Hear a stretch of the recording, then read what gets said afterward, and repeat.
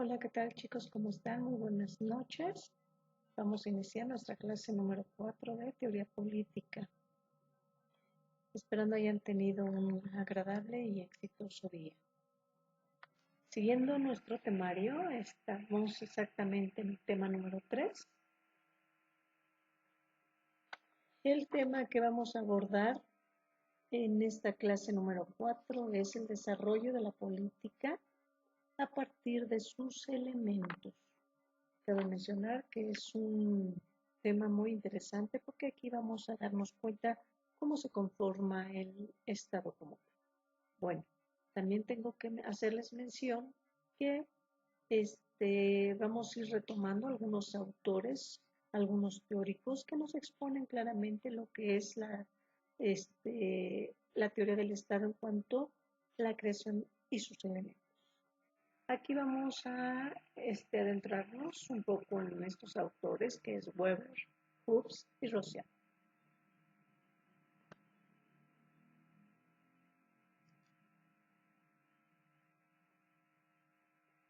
Vamos a decir que el Estado, como tal, lo conforman elementos muy importantes que no podemos estar uno sin el otro,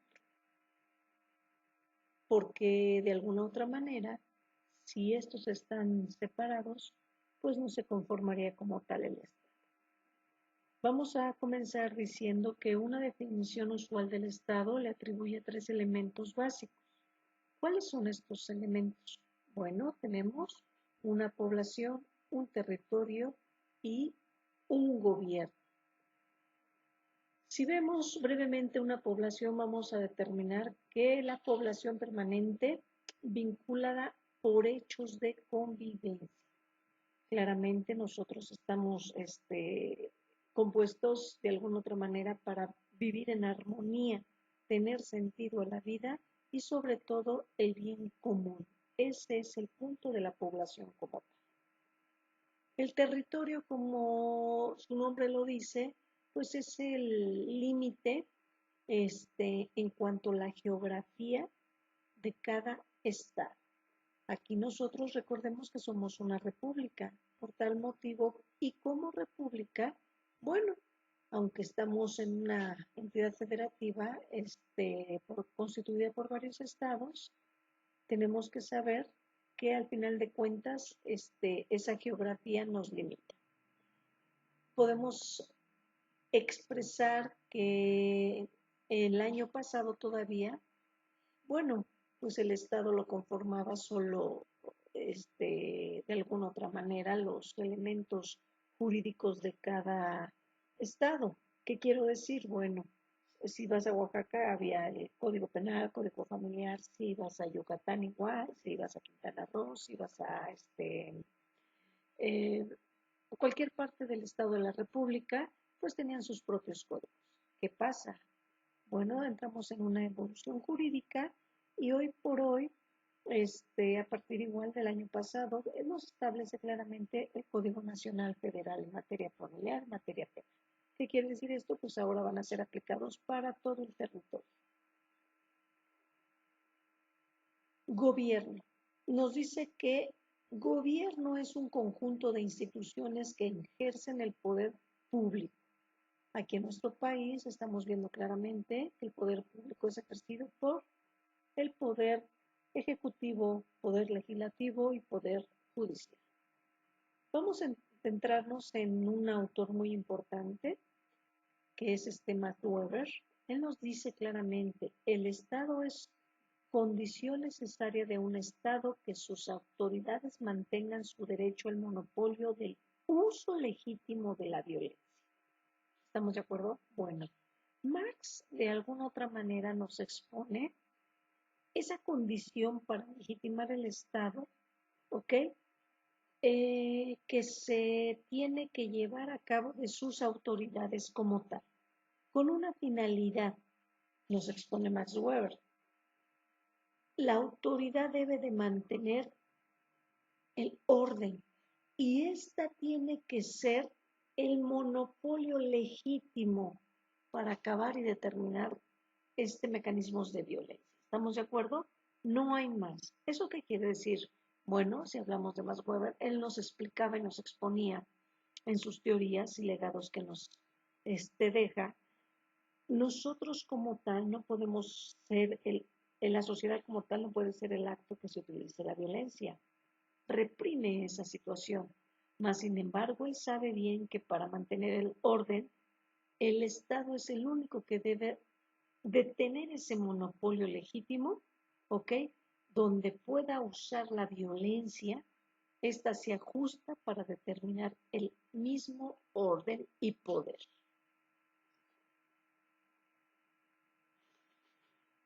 Vamos a ver lo que es el origen del Estado. Una de las ramas de la filosofía política es la teoría del Estado. Uno de los problemas de esta disciplina es el origen del Estado. Vamos a hablar de algunos filósofos o los primeros filósofos en teorizar sobre el origen del Estado. Fue el inglés Thomas Hobbes, estamos hablando en el año de 1588 a 1678. Él nos aporta una obra política llamada El Leviatán, publicada en 1651. ¿Qué nos decía esta obra como tal? Bueno, él nos hablaba de la forma de gobierno, a través de la autoridad como tal. La autoridad debe de ejercer la disciplina para que mantenga el orden, pero un punto clave en su teoría de Thomas Hobbes fue el estado de naturaleza. ¿Qué quiere decir? Bueno, él de alguna otra manera aporta y determina que el estado debe determinarse por su misma naturaleza como tal en cuanto a legitimar el derecho. ¿A través de qué? Bueno, a través de leyes que atribuyan de alguna u otra forma a un Estado que tenga un orden y ese orden sea para todos el bien común.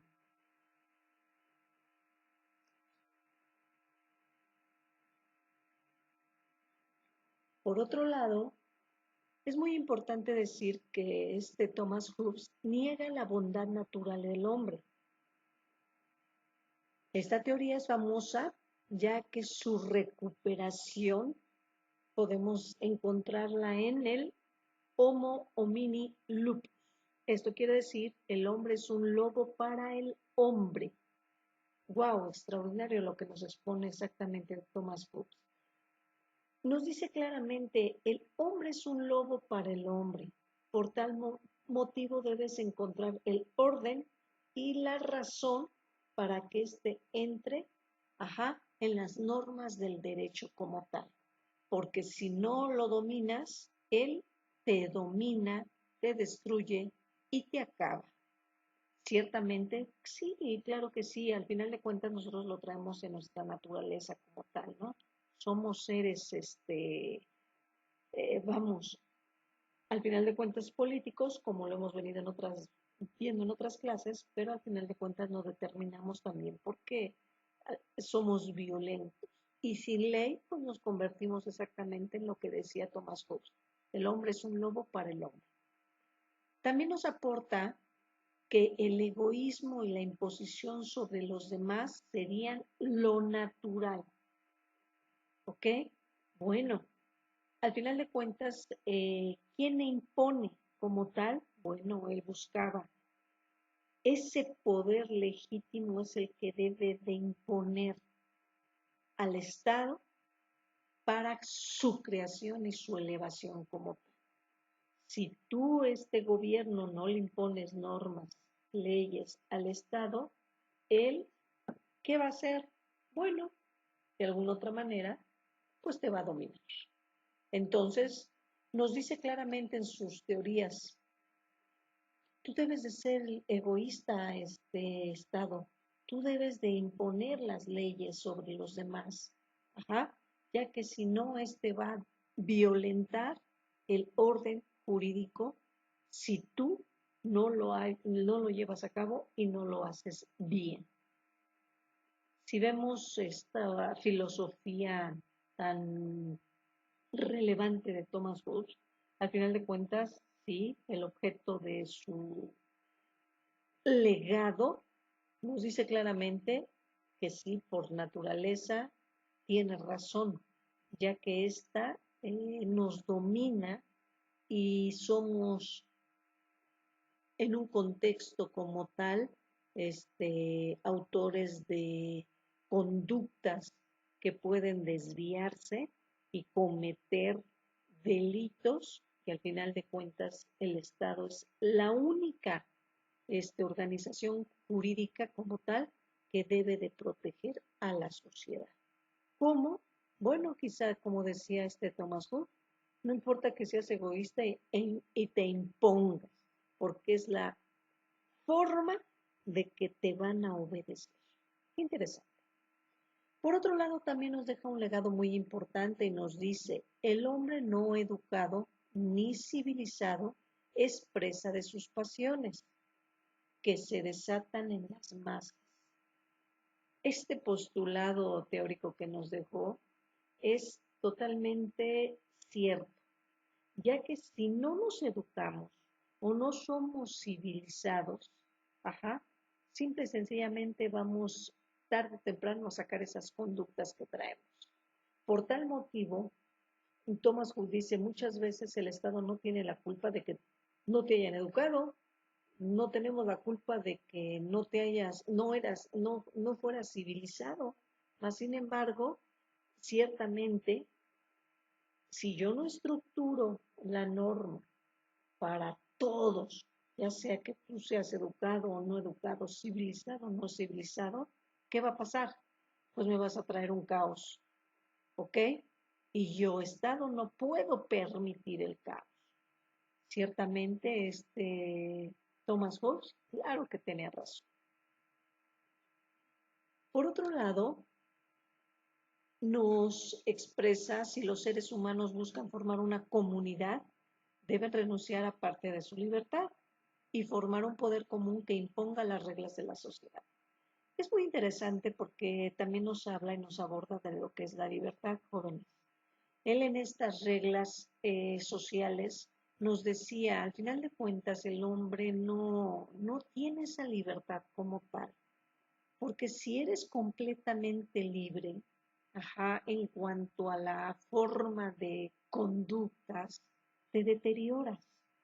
Y esa postura te va a traer un conflicto. Por tal motivo él nos habla. El ser humano ciertamente al tener normas debe de renunciar a parte de su libertad. ¿Por qué? Porque somos capaces de hacer muchas cosas violentas, claro está, hasta llegar a posturas criminales.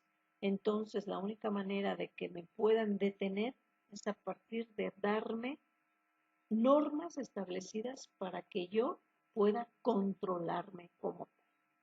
Si lo vemos, pues sí, esta parte que nos aborda Thomas Hobbes es muy, muy interesante como tal.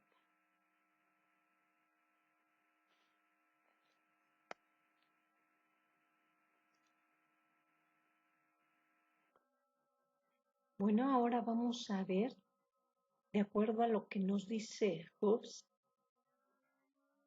un panorama de lo que nos explica y expone Rousseau. Vamos a determinar que estas dos posturas del Estado son diferentes y hay que precisar que ustedes como estudiantes de derecho, al final de cuentas sí deben más bien tener esa postura que te haga ver con claridad, bueno, realmente qué es el Estado, cómo debo de evaluar el Estado, qué norma es la más legítima para el Estado, qué teoría puedo aplicar para el Estado, porque los exponentes que vamos a ver van a ustedes darse cuenta pues que todos son diferentes. Bueno, estado de naturaleza. Nos dice Thomas Hobbes, el estado de naturaleza es violento, parecido a una guerra de todos contra todos. Para Rousseau nos dice, en el estado de naturaleza el hombre es ignorante e inocente, no está corrompido, ¿ok? ¿Qué quiere decir esto al final de cuentas?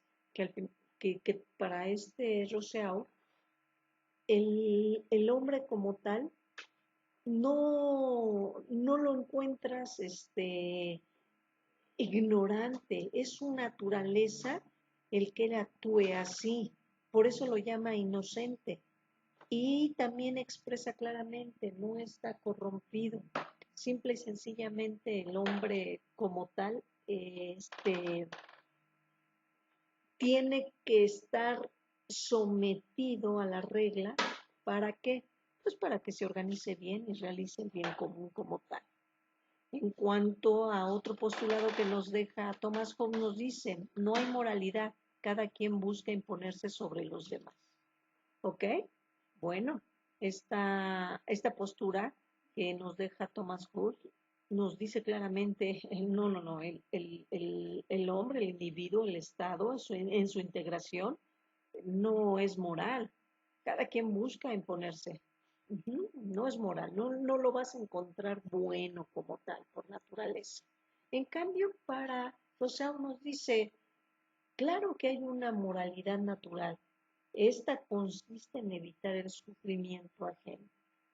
¿Con cuál te quedas? Pues al final de cuentas tú tienes que valorar esa postura, ¿no? Tendría razón Tomás de decir, si es cierto, somos seres que si no nos imponen una moral, me impongo sobre los demás, lo traigo en la naturaleza. Pero Rousseau completamente dice, su postura es completamente contraria a lo que dice Thomas Hobbes. Si hay moralidad desde que nace, si es innata al ser humano como tal, porque si ves sufrir a un ser humano, lo evitas. Si ves que tú eh, se agrede a la misma sociedad, pues lo vas a evitar. Vas a traer elementos de que no nos violentemos entre nosotros mismos. Todo eso podemos evitar. ¿Y cómo lo llama Rousseau? Pues moralidad, que todos nosotros sí traemos una moral como tal en nuestra naturaleza. No olvidemos, para el otro postulado de Hooks nos dice, no, aquí sí todos, aquí nadie es moral, aquí nadie tenemos moral, así que no me vengan con eso. Bueno, pues ya es el legado de acuerdo a que la postura que tú también elijas o quieras llevar acá.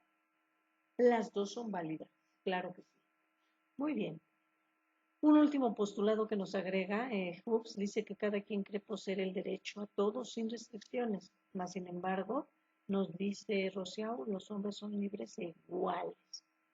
Bueno, las posturas son completamente diferentes, mas sin embargo, el postulado más adecuado ya entraría a, al criterio de cada uno, ¿no? Al criterio de cada quien. ¿Por qué? Porque al final de cuentas, este postulado de Thomas Hobbes nos dice, aquí cada quien cree poseer el derecho a su conveniencia. Y si lo vemos estrictamente, sí hay localidades que no te dejan imponerles una ley.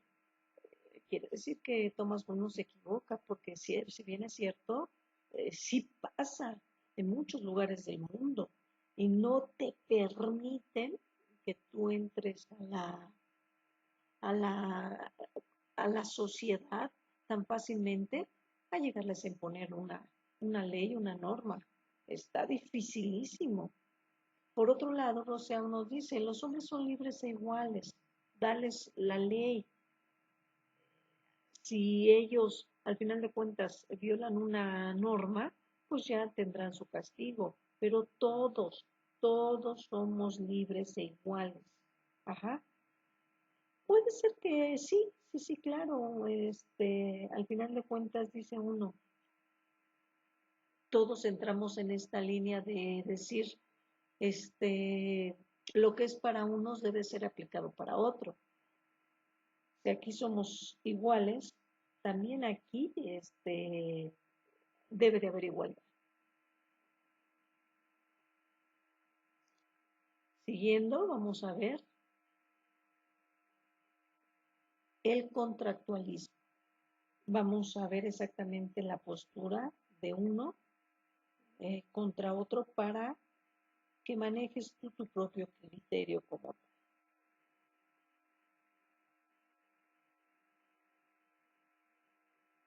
Vamos a ver lo que es racionalidad. Aquí nos dice, para evitar la destrucción mutua y sobrevivir, los seres humanos deciden libremente llegar a acuerdos, pactos para superar el estado de naturaleza y vivir en sociedad. Nos dice que cada individuo decide renunciar a parte de su libertad y cedérsela a una autoridad cuya obligación es garantizar la seguridad de las personas. Eso determina exactamente lo que es el contractualismo, jóvenes. La razón. Bueno, ¿qué es lo razonable para que yo entre en una adecuada norma? Bueno, la razón es que debes de tener una moral y entre esa moral debes de dar parte de tu libertad como tal, porque esa parte de la libertad que yo te voy a dar a ti, autoridad, es la que te va a ayudar a que tú puedas libremente manejar al Estado. ¿Con qué fin? Garantizar la seguridad de las personas. Vamos a ver lo opuesto, al final de cuentas. Un individuo, una sociedad que no tiene un criterio de racionalidad, pues va a decir, a mí no me manda nadie, a mí no me impone nadie, yo soy libre por naturaleza y así me quedo. Si hay un criterio de que no te va a garantizar la seguridad, pues eso es oro exactamente. ¿Por qué? Porque si tú no quieres una norma, ¿cómo te van a ayudar? ¿Cómo te van a generar un Estado de Derecho? ¿Cómo vas a interpretar la norma? Al final de cuentas, debes de ceder al Estado parte de tu libertad para que el Estado te garantice una seguridad legítima, una seguridad social, una seguridad moral. Entonces vamos a entender que el punto del contractualismo entre la sociedad y el Estado debe de ceder un tanto tu libertad con el fin de que la autoridad tenga ese criterio para garantizar mi seguridad de todas las personas en el Estado. Por otro lado, el Estado nos dice que las instituciones del Estado, estamos manejando el gobierno, el poder público, surgen por el pacto de los ciudadanos, que establecen esas instituciones y ese poder para protegerse. La razón busca la protección de la vida, lo que hace necesaria la paz. Esto es que el Estado debe tener el suficiente poder como para obtener la paz. Ciertamente, si nosotros como sociedad vamos a hablar en un tema democrático como nuestro país, determinamos la democracia, ¿qué es lo que pasa aquí de alguna otra manera? Bueno, yo te doy mi voto, yo establezco una institución que me garantice a mí el bien común. Ajá, te voy a dar ese poder. A cambio, tú me vas a proteger. Estás obligado completamente a proteger.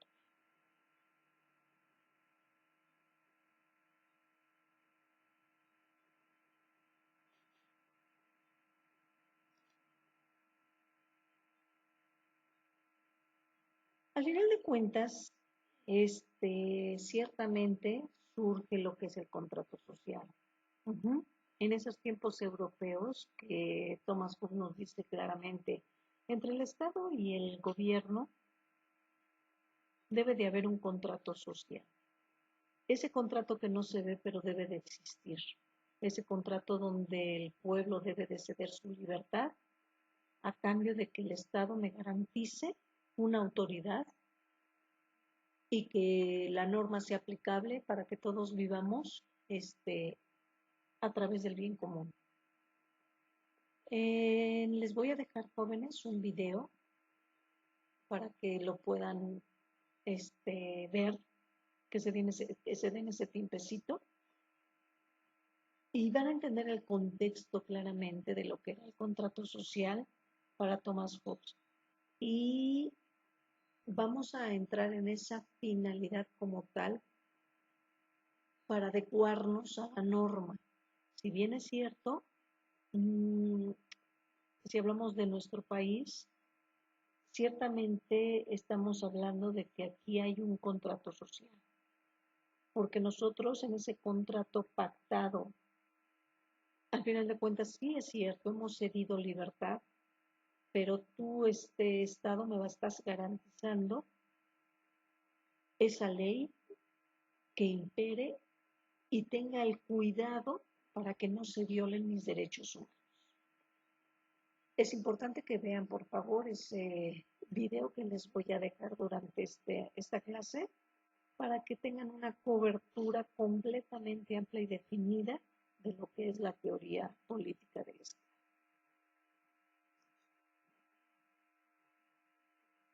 Por otra parte, vamos a ver la evolución del Estado. Vamos a determinar lo que es el Estado absolutista y el Estado liberal.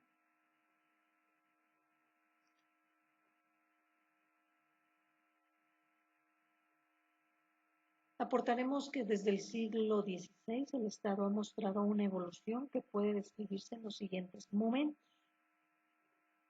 El Estado absolutista, el Estado liberal, el Estado democrático, el Estado social y democrático de derecho.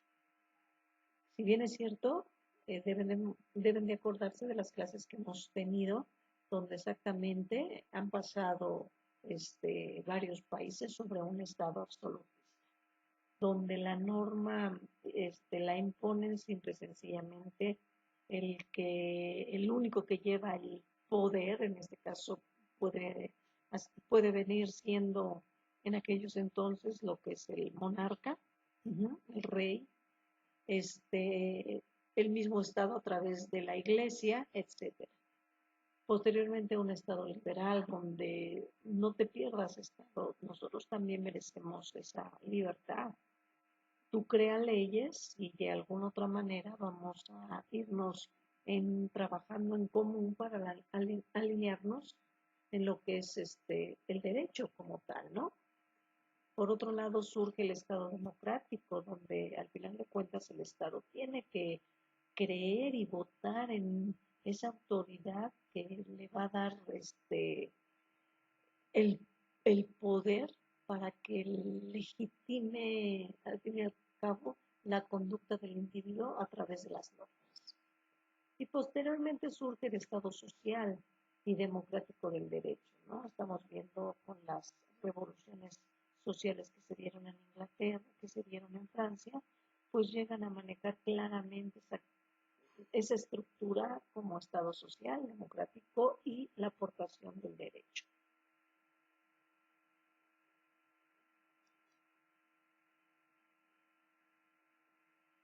La postura del Estado absolutista como tal, jóvenes, vamos a decir que es la configuración que da origen a la sociedad moderna. Comienza a formarse en el siglo XVI. Son entes territoriales sometidos a la autoridad de un monarca, sin contrapeso efectivo.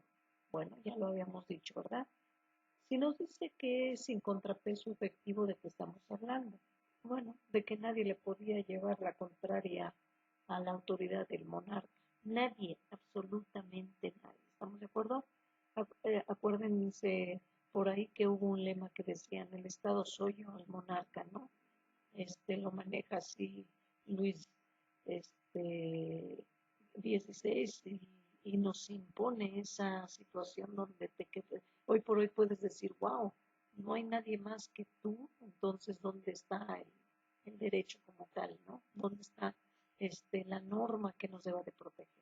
Bueno, pues sí, ciertamente cuando se llamaba absolutismo, así era, jóvenes. Nadie más se podía imponer. ¿Por qué? Simple y sencillamente había un, un solo criterio que apoyaba exactamente al monarca. Y la sociedad como tal, pues nada más se determinaba por el actual del monarca. Su surgimiento fue permitido por una serie de avances y factores como la imprenta y las universidades que permitieron formar a una burocracia. ¿Ok? Bueno, aquí vamos a determinar que hubo una postura muy exigente ante el Estado absolutista. ¿Quién fueron? Bueno, todos los letrados jóvenes empezaron a ver universidades, se le dio auge a que tienes que prepararte, ¿ok? Surge al final de cuentas la imprenta y empieza a llamarse este modelo, nuevo modelo en cuanto a la sociedad moderna, burocracia, ¿no? Que viene siendo las personas que de la élite más culta y que aportaron de alguna otra manera legados muy importantes sobre la forma de gobierno absolutista y de la mala estructura que lleva, al final de cuentas, un gobierno absolutista. Lo anterior hizo posible la aparición de la hacienda pública, que a su vez garantizó la posibilidad de mantener ejercicios permanentes. El efecto fue la unificación de territorios que fueron sometidos bajo un solo derecho, una sola justicia y una sola autoridad. Bueno, como tal empezaron a decir, ¿sabes qué? Este es nuestro territorio. Estamos hablando en Europa, jóvenes. Este es nuestro territorio y para poder determinar y ayudar a la misma sociedad, ayudar a la población, estructural como tal el Estado, pues crean la hacienda pública. ¿Con qué fin? Bueno, de tener aportaciones económicas y crear, al fin de cuentas, ese monstruo llamado autoridad, llamado Estado, con la finalidad de que tenga su poder y siga manteniendo el poder.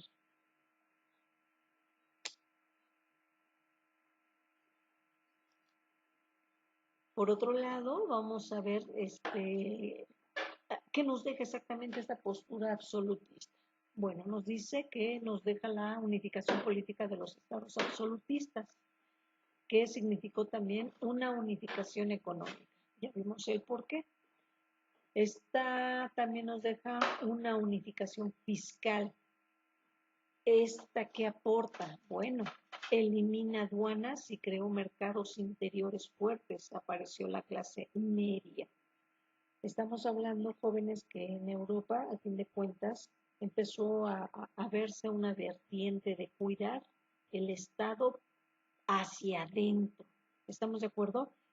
Vieron y observaron que el Estado se debe de cuidar hacia adentro. ¿Eso qué quiere decir? Tienes que hacerlo crecer primero hacia adentro. Ajá. Por eso se dice que se crean mercados interiores fuertes. Si vemos esta postura, que es muy importante, nosotros jóvenes, ¿qué vendremos siendo? ¿Un gobierno que ve hacia adentro o ve hacia afuera? ¿Y por qué no creces? ¿Por qué sigue siendo un país con déficit? ¿Por qué sigue siendo un país sin tener auge económico, político y social? Obviamente la aplicación de la norma del derecho, de la cuestión económica, social, cultural, política, pues está en gran desventaja nosotros a comparación completamente de una potencia, ¿ok? Porque si bien es cierto, se crearon exactamente estos nuevos modelos fiscales, donde empezaron a decir toda la recaudación del dinero tiene que invertirse hacia adentro, ya que si nosotros vemos y alzamos la economía interna de nuestro país, ¿qué va a pasar a fin de cuentas? Pues vas a tener un mejor recursos económicos y vas a proteger mejor al Estado, ¿ok? Y después vamos a ver qué vamos a hacer con tanto recurso, y esas aportaciones nos deben de llevar a algo bueno y a distribuir como tal una riqueza, ¿ok? Bueno, no olvidemos que cuando aparece todo esto, inicia lo que es la clase media. Por otro lado, el Estado absolutista es el primero que logra imponer el monopolio de la violencia. Ajá, aquí ya veníamos viendo, ¿no? Ni modo, si te sales de control, yo autoridad, voy a utilizar el poder, voy a utilizar la violencia, que hoy por hoy sabemos que es la coerción, donde tengo que utilizar pues un tanto la estructura violenta para que no violentes al mismo Estado. ¿Estamos? Por otro lado, la fuente del derecho es el monarca. Ya lo habíamos manejado y nos queda bien claro, ¿no? Aquí el monarca es el que dice, soy yo la única persona que va a partir y va a ser la creación del Estado, que se considera por encima de las leyes que él mismo crea, ¿ok?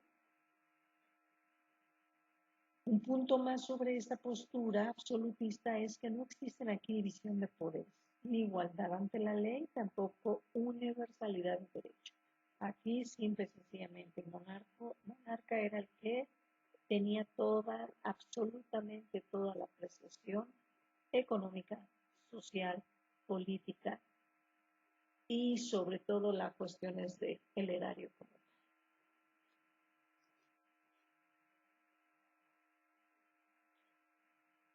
Igualmente, para que nos quede muy claro lo que es el Estado moderno, ajá, igual es breve el video, si es conveniente, por favor que lo vean para que lleguen a cabo y determinen un análisis crítico como tal, para que hagan sus propias aportaciones y puedan realizar sus actividades que les dejan en la plataforma. Esto con la finalidad de que ustedes tengan un alcance más estructurado y puedan exactamente definir las posturas del Estado que se han presentado durante el tiempo y tal y como nos pide nuestro temario. Bueno, ahí les encargo por favor que vean igualmente este video. Importantísimo que tengan esa apreciación crítica del mismo.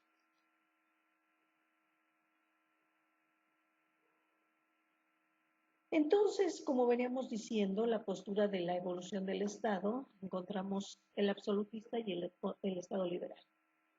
Recordemos que el absolutista, el monarca, es la fuente del derecho y está por encima de las leyes. También carece de una constitución y de declaraciones de derechos individuales.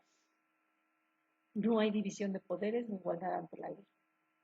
Pero se crea algo muy importante a través exactamente de la burocracia, jóvenes. Esta nueva estructura y organización política que tuvieron los cultos, la clase universitaria, y nos empezó a dejar una estructura nueva, llamada Estado liberal. Dice que se entiende que la fuente del derecho es la soberanía popular. Hemos venido diciendo que es soberanía, y esta marca claramente que la soberanía es el pueblo. También nos dice que la Constitución es la norma superior y nadie está por encima de ella. Esta está consagrada todos los derechos básicos e inviolables. ¿Qué quiere decir? Seguimos con el corpus juris naturalis. ¿Estamos de acuerdo? Por naturaleza, por el hecho de que eres individuo, de ahí vamos a empezar, no de la ley. Se empieza como tal de tu propio derecho, de la libertad que tienes como individuo, y a través de esa libertad, de alguna otra manera, manejes la vida social a través del bien común. Si comparamos con la absolutista, aquí no hay constitución. ¿Estamos de acuerdo? Mucho menos una garantía individual que te diga, sí, no te preocupes, aquí no te pasa nada. Mentira. En el absolutismo todo te pasaba. ¿Estamos de acuerdo? En cambio, en la postura neoliberal, la Constitución es la norma superior. Y cerramos con el Estado liberal, comentando que la Constitución también establece divisiones de poderes y limitaciones a la autoridad. Muy interesante, jóvenes, porque al final de cuentas el Estado liberal nos dio la estructura que hasta hoy en día muchos países tenemos. Nosotros, al final de cuentas, recordemos que nosotros somos una república representativa, democrática y federal, ¿estamos de acuerdo? Si bien es cierto, esta estructura que tenemos nosotros dieron pautas, influencia de gobiernos o antecedentes europeos para conformarnos como lo que somos hoy en día. Ciertamente hemos venido a lo largo del tiempo, pues México ha abarcado situaciones que lo han llevado a independencia, revoluciones y situaciones de crisis económicas, mas sin embargo, hasta el día de hoy somos una república representativa, democrática y federal. Si hablamos de representativa, ¿quiénes nos representan? Bueno, lo que es exactamente el Estado liberal, una constitución a través de tres legados o tres poderes importantes, ejecutivo, legislativo y federal. Eso es que nosotros somos representativos, ¿estamos de acuerdo? Democráticos, bueno, porque al final de cuentas se establece aquí lo que es el sufragio efectivo, no reelección. ¿Eso qué quiere decir? Bueno, que nosotros podemos elegir a nuestros gobernantes, votar por ellos y y adecuarnos a esa forma de gobierno, a esa estructura que nos permita llegar al bien común. Y somos también una cuestión de gobierno federal, porque pues somos una identidad federativa compuesta por todos los estados que componen lo que es una república como tal.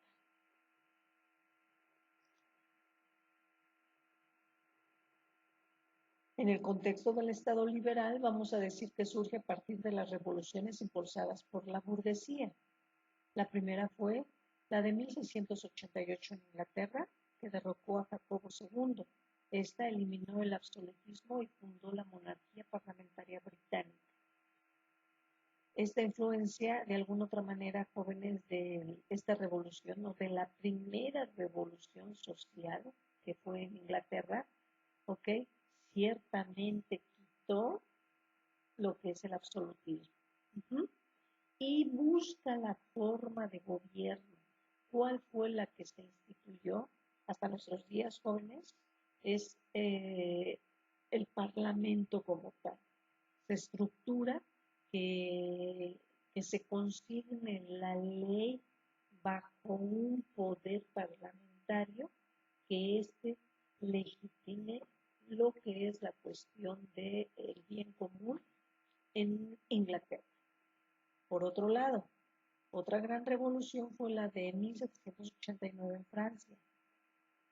En ambas, fíjense bien, jóvenes, en ambas se creó una constitución y se emitieron declaraciones de derechos, algo que también caracteriza la independencia de Estados Unidos en el año de 1776. Si abordemos esto importantísimo, ¿qué nos deja exactamente estas revoluciones, tanto la inglesa primero como la francesa posteriormente? Bueno, una constitución. Se establece claramente normas donde al final de cuentas se estabilice y se garantice las, la justicia social, las garantías del individuo, que se establezcan parámetros en cuanto a la situación laboral y entre esos conceptos, entre esas vertientes, bueno, se adapte de alguna otra manera un mecanismo que obre para el bien común y garantice la paz en ese estado. Estamos llamándole constitución. Por lo tanto, el Estado liberal añade al monopolio de la violencia el adjetivo de legítimo. Aquí tenemos esa palabra que tanto usamos de alguna otra manera en la cuestión de la política, en la cuestión de la disciplina del derecho, entre otras, la legitimidad, jóvenes. O según la ley, la Constitución se entiende que en el ejercicio del poder público debe darse el manejo de lo que son las leyes. ¿Estamos de acuerdo? Bueno, ¿quién garantizó el poder en las leyes? El Estado. El Estado determina la legitimidad y dice, ¿sabes qué? Esta nueva Constitución, esta nueva ley que es para ti, yo le doy ese poder, esa observancia legítima para que todos la respetemos.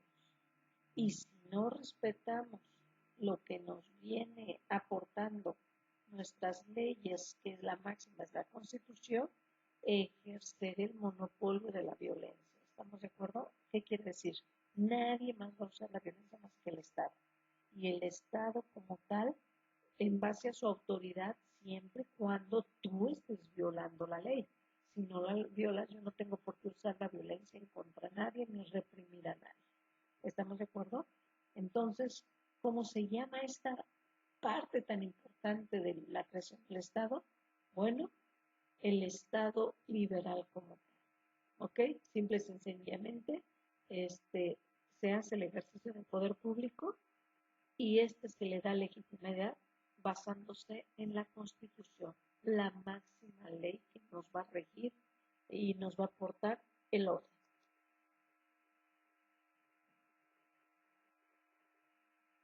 Si bien es cierto, el Estado liberal surge de una limitación de poder absolutista, la clase burguesa protagoniza los cambios sobre la nobleza y el clero. Los cambios que originaron el Estado liberal fueron inspirados por las ideas de la Ilustración. Por eso se le llama a estos autores los ilustrados, ¿no? Y en contexto social se llama la época de la Ilustración, ¿no? Porque al final de cuentas ellos, tan cultos, pues sí pudieron estructurar nuevas teorías para dar a conocer lo que es un Estado liberal. Si determinamos la cuestión económica, el Estado liberal sigue los postulados del liberalismo económico. La riqueza de las naciones reside en la capacidad de competir en el comercio mundial con un Estado que interviene muy poco en las actividades de la burguesía. ¿Cómo se le llama esto? Pues es el Estado mínimo. ¿Estamos de acuerdo? ¿Eso qué quiere decir? Bueno, que si tú alcanzas esos estándares económicos tan elevados, pues tú puedes invertir en otro producto o puedes invertir en otro país o puedes hacer de tu riqueza lo que quieras, hacerte mucho más rico y determinar de alguna otra manera tu pauta económica. Por eso se dice que el Estado no va a intervenir, es un Estado mínimo. No nada más vamos a apreciar la ley, pero lo que hagas de tu dinero es tuyo completamente.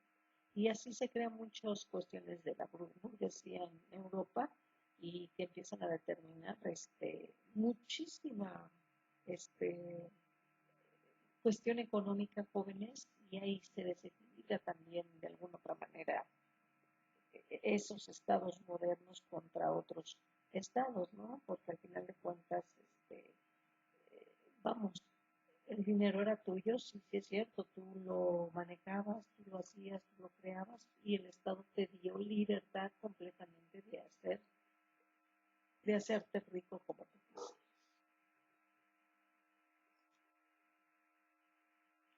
Bueno, esta revolución burguesa, importantísimo, tienen que ver exactamente otra vez este video. Vas a encontrar brevemente la cuestión de el surgimiento de la Revolución Francesa y todas las aportaciones que dejaron este contexto como tal y tú vas a hacer tu análisis crítico para que te des cuenta exactamente de la diferencia de lo que era la monarquía y cómo llega a imponerse una revolución burguesa como tal, ¿no? Donde impera el dinero, se crean bancos y empieza una situación económica desbordante, pero desgraciadamente para unos cuantos, ¿estamos de acuerdo? No para todos. Así mismo, jóvenes, les encargo nuevamente que vean ese video para que se den cuenta de lo que estamos hablando y puedan hacer ya su análisis crítico y tengan sus propios criterios y definiciones sobre los temas que estamos abordando tan interesantes. El punto 3, evolución de los estados. Vamos a hablar del Estado democrático, el Estado social y lo que es el Estado democrático de derecho. Bueno, el Estado democrático. Partimos del Estado democrático sobre la cuestión del voto. ¿Estamos de acuerdo? Vamos a determinarlo para que nos quede claro. Dice que es una evolución del Estado liberal que se enfoca en señalar que la igualdad formal de las declaraciones de derechos ocultaba desigualdades reales. Al principio, los estados liberales incluyeron formas de sufragio censitario. Recordemos que es un sufragio, pues el derecho a votar. Es decir, limitaban el derecho al voto a sectores con propiedades. El Estado liberal era un Estado de derecho, con una constitución, pero no plenamente democrático. Cuando a fines del siglo XIX y principios del XX se incluye la igualdad electoral, esto se convierte en democracia. Es un Estado democrático. Si bien es cierto, pues en el mundo, jóvenes, llegar a un país democrático, pues sí, claro que tiene situaciones complejas. Más sin embargo, si pudiéramos aportar, ¿qué nos deja realmente un Estado democrático?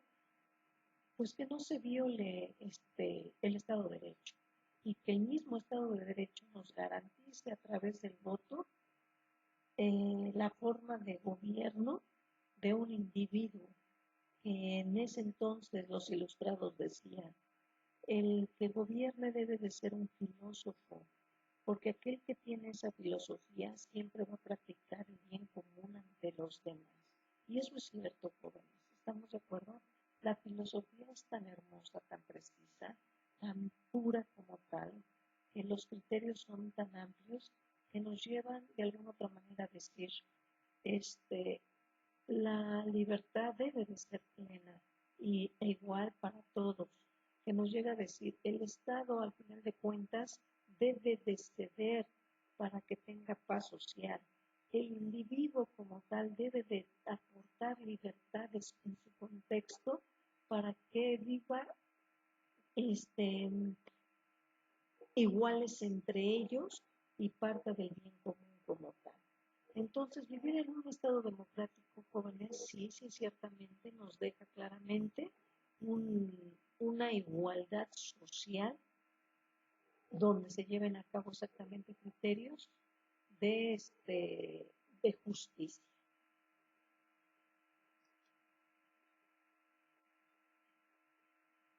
¿Qué ha pasado con estos nuevos elementos del Estado?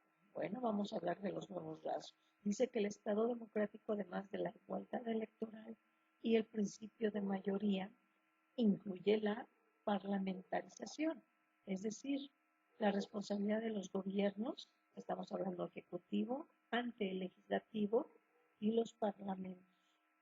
Se entiende que los gobernantes deben rendir cuentas ante los legisladores.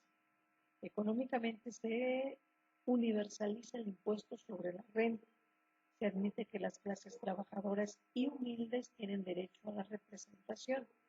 El Estado democrático comienza a intervenir más en la economía por los desajustes de la misma economía del libre mercado, por el surgimiento del socialismo y de la doctrina social de la Iglesia. Nuevos rasgos. ¿Qué comienza aquí, jóvenes, a darse exactamente en este contexto? Bueno, claramente nos dejan los liberales o la época de la Ilustración una constitución. Nos dejan el Estado liberal, al fin de cuentas, esa democracia. ¿Sabes qué?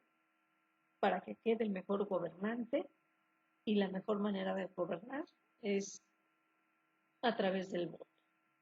Pero luego se crea algo que viene completamente a desequilibrar el mundo, jóvenes. Bueno, un capitalismo impuesto, un socialismo impuesto y una doctrina social de la Iglesia. ¿Estamos de acuerdo? Eso, al final de cuentas, estos nuevos rasgos políticos económicos vienen dando el margen de la pauta de la mala distribución exactamente de la riqueza. ¿Estamos de acuerdo? Y ese Estado comienza a invertir más en la economía. Ajá. Entonces, para que no me vea yo desequilibrado económicamente ante otro país, ¿qué hago? Voy a poner impuestos. Uh-huh. Entonces voy a determinar claramente todos esos impuestos que, obvio, ya se venían dando desde épocas antiguas, pero aquí se le empezó a llamar en contexto lo que es el impuesto sobre la renta.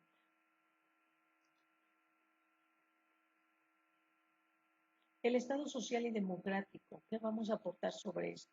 Bueno, aquí nos dice que surge de la conciencia de que ni siquiera la igualdad política es suficiente para conseguir órdenes políticos sociales justos si persisten las desigualdades económicas y sociales.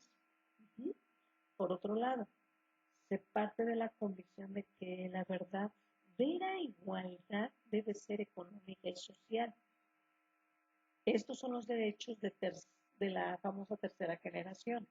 Se solicita una intervención directa del Estado en la producción y sobre todo en la distribución para garantizar una redistribución equitativa de la riqueza.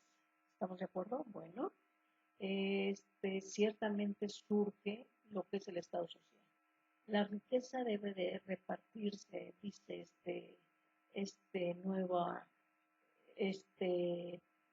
forma de organización como tal, llamada, entre otros puntos, socialismo, ¿no? La riqueza debe de ser de todos. El postulado económico como tal debe de partir de todos. Más sin embargo, ¿qué pasa en estas cuestiones, estas posturas? Obviamente hay países que no están de acuerdo y dicen nada, nada. Si tú trabajas vas a tener dinero. Si tú, invertiste en otras cuestiones, en productos, en inversiones y haces otro tipo de manejos de tu dinero, pues vas a tener más capital. Y eso el Estado te lo va a respetar, ¿no? Yo te cobro el impuesto que es, pero si tú haces más dinero, está bien y esa es tu forma tal cual de manejar tu economía. Y la voy a respetar. En cambio, el Estado social, dice, no, no, no, no, no, así no debe de ser.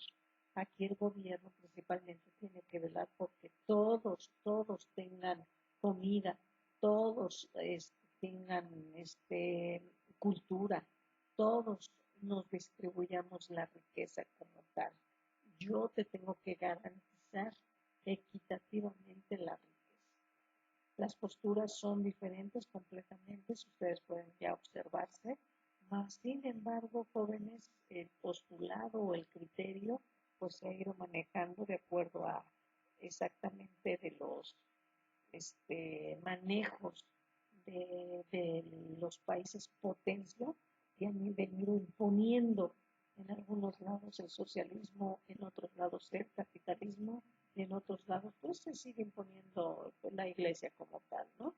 Donde su economía es solamente para ellos y la riqueza que el mundo les aporta igual solamente es para ellos y no la comparten absolutamente con nadie, ¿no? Entonces vean cómo se empieza a manejar una situación diferente o cada vez más diferente entre las cuestiones económicas. Estos nuevos rasgos nos dice que el Estado social y democrático busca incluirse en entidades supranacionales de cooperación para el desarrollo e integración de la economía. Si vemos económicamente, suele coincidir con el llamado estado de bienestar, una forma intervencionista que deja de lado el liberalismo clásico y sigue postulados keynesianos para garantizar tres aspectos que son el equilibrio económico, el pleno empleo y el crecimiento sostenido. Los estados de bienestar hicieron crisis a principios de los años 70, lo que proporcionó un regreso gradual de los postulados del liberalismo clásico, en diversas modalidades, llamado neoliberalismo. Se intentó recuperar la cuestión de la idea del estado mínimo. ¿Estamos de acuerdo? No olvidemos que es el estado mínimo. El estado mínimo es, yo estado te dejo crear tu propia riqueza, no me voy a meter, estamos bien, tú realiza.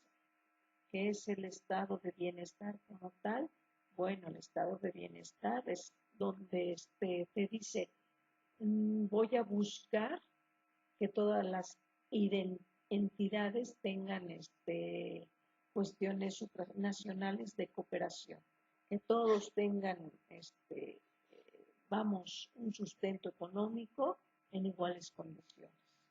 Hay países, claro está, que sí les funcionó. Tenemos varios países en el mundo socialistas, hay países que ni siquiera se han tomado el postulado socialista, sino sencillamente han impuesto completamente el capitalismo. Si hablamos de México, en México surge exactamente la época neoliberalista, donde ciertamente se basa en esa cuestión de crecimiento económico y se crean cuestiones mm, económicas muy satisfactorias, muy satisfactorias, pero desgraciadamente nos lleva a la misma finalidad, ¿no? La riqueza es para unos cuantos, no es para todos, ¿no? No todos tenemos esa distribución de la riqueza. Y al fin y al cabo, si no hay una buena también distribución de la riqueza, pues recaemos en conflicto y violación de nuestras garantías individuales hasta los derechos humanos como tal.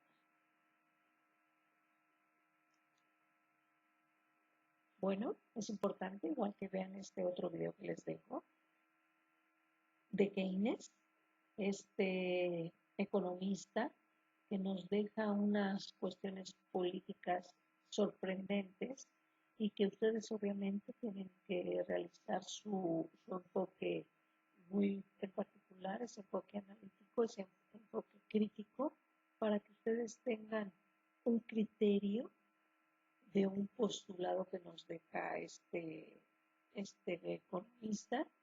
¿Con qué finalidad? Bueno, de que conozcan ustedes exactamente qué aporta Keynes en su teoría neoliberal al mundo.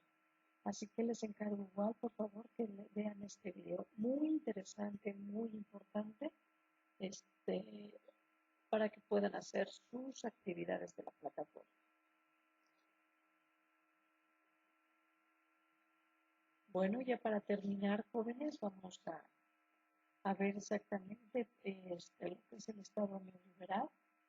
Y nos dice que con la crisis del estado del bienestar a partir de los años 70 y el colapso de la Unión Soviética a finales de los 80 y principios de los 90, resultó atractiva la apuesta por el estado mínimo. Se consideró peligrosa y contraproducente la existencia de sectores públicos en la economía. Se les considera deficitarios y organizadores en cuestión de la crisis como tal, ¿no? Y por otro lado, la transnacionalización de la economía ha minimado la soberanía de los estados. ¿Esto qué quiere decir? Bueno, al final de cuentas las decisiones económicas atraviesan las fronteras, las políticas económicas obviamente se vuelven internacionales. El punto a lo que estamos actualmente hablando, jóvenes, pues es ese estado neoliberal, ¿no? Donde empezaron a hacer tratados internacionales, donde supuestamente la soberanía la reside en los estados. ¿Para qué? Pues para elevar nuestra economía como tal, ¿no? Se debe de sentir en los países esta elevación económica donde garantiza el mismo Estado una, un punto, vamos, en condiciones económicas que no desequilibre como tal lo pactado entre los mismos países, lo pactado entre la misma sociedad. Por tal motivo es el liberalismo que adopta o se adopta entre países capitalistas, debe de entenderse, países capitalistas, pues exactamente es ese punto, ¿no? La riqueza como tal, la riqueza, hazte rico, vamos a hacer tratados, qué vamos a importar, qué vamos a exportar, qué traemos al país, cómo surge contexto económico para pues, apoyar al mismo Estado. Ese es el punto exactamente donde se vive la postura neoliberal. Y si bien es cierto, deben de ustedes darse cuenta de todo lo que ha venido pasando para conformar ese Estado. Hemos pasado por el absolutismo, hemos pasado por la cuestión de un Estado liberal, un Estado capitalista, un Estado social, un Estado democrático y de derecho, un Estado neoliberal. Si bien es cierto, cada país ha tomado su propia estructura de Estado, ya sea en lo económico, político, cultural. ¿Ok? Aquí el punto, el hoy por hoy, ¿qué vivimos hoy por hoy? Bueno, las políticas económicas son completamente internacionalistas. Ajá. Ahorita tu economía debe de crecer hacia afuera, hacia afuera, hacia afuera. ¿Estamos de acuerdo? Tenemos un ejemplo completamente, pues China. China ha crecido tanto, ha exportado y exporta tanto jóvenes que obviamente su crecimiento económico ya está desbordante, al grado que si lo podemos llamar completamente a la par de la potencia de Estados Unidos, ¿no? Como tal. ¿Eso qué quiere decir? Bueno, pues que crecer también en contextos internacionales a través de tus productos, pues sí deja bastantes posturas económicas bastante adaptables para tu país. ¿Ok? El punto que es la forma de gobierno te debe de adaptar para decir, debes de utilizar esto porque esto nos conviene y nos ayuda a crecer económicamente. Hasta ahorita, si hablamos un poco de la postura de México, pues no se ha sentido como tal que crezca nuestro sistema, ¿no? Pero siempre estamos en pro de, y adaptándonos ahora a las nuevas normas que nos han impuesto a través del derecho internacional como tal, ¿no? A adaptarnos a esos sistemas nuevos que han venido imperando desde otros países y que nosotros sí o sí hemos tenido que adaptar para que funcione nuestro sistema como tal de, de acuerdo a la política que adopte el sistema. Bueno chicos, con esto concluimos nuestra clase 4. Como siempre, quedan sus órdenes. Si hay dudas, me pueden mandar mensaje en la plataforma. Que tengan bonita noche y nos vemos para la próxima semana, darle seguimiento a nuestra clase. Que estén muy bien, cuídense mucho chicos.